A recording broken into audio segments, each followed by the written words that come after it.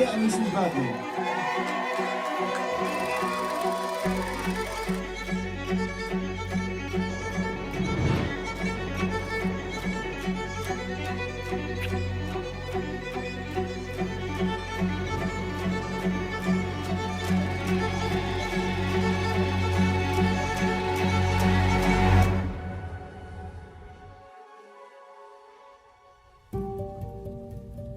Good afternoon, everyone, and on behalf of myself and my wife,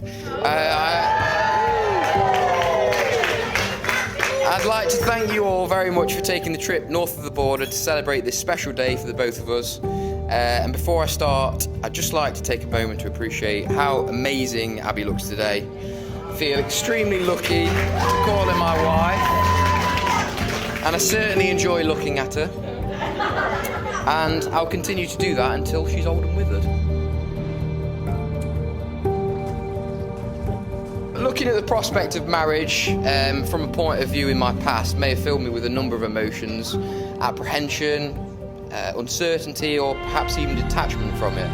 But from the moment we started to get to know each other, and I feel like I've genuinely known that what we have is right. The thought of writing vows in a speech and declaring them to a room full of people may have seemed quite daunting, but to the point of writing this speech, which, for reference, was this morning, I felt absolutely none of that. I've just felt calm and relaxed about the whole situation, because I know exactly how I feel about Abby, and leaving it till the last minute was never going to be an issue, because I knew exactly what I was going to say.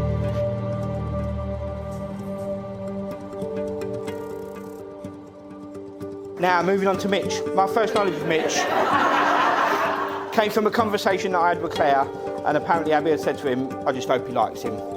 Well, Mitch, you needn't have worried. From that day one, I knew that you was a kind, hard-working, decent young man.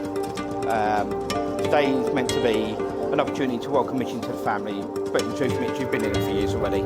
In fact, you've been in it longer than I have. So, I can't think of a more suitable, appropriate person for the job, and by God, is it a job? You have got your work cut out. Now, when the father of the bride is supposed to offer some sort of parting advice, so here goes. Right. Don't sweat the small stuff. Marriage is about give and take.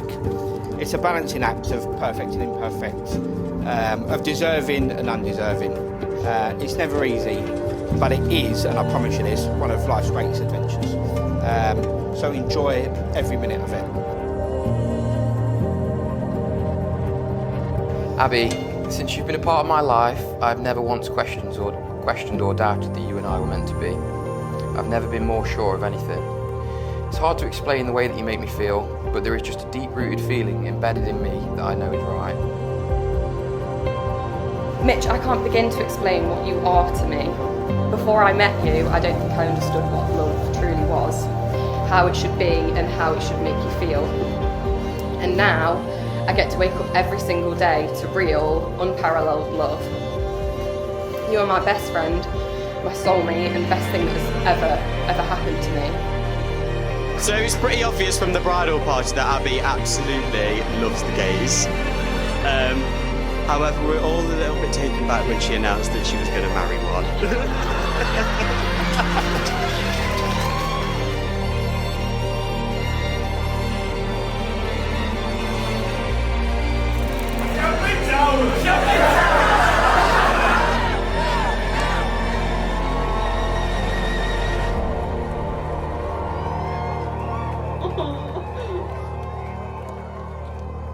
This is things I couldn't remember.